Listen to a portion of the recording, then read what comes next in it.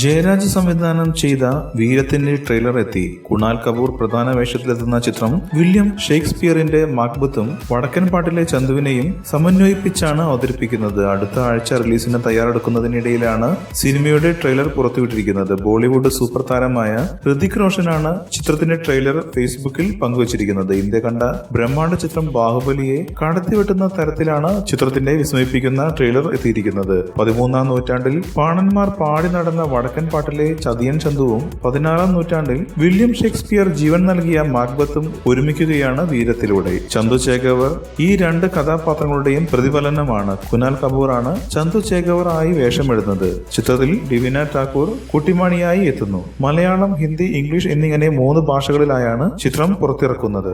കൂടുതൽ സിനിമാ വാർത്തകൾക്കും വിശേഷങ്ങൾക്കും ഇപ്പോൾ തന്നെ സബ്സ്ക്രൈബ് ചെയ്യൂ മലയാളം ക്രിയേഷൻസ്.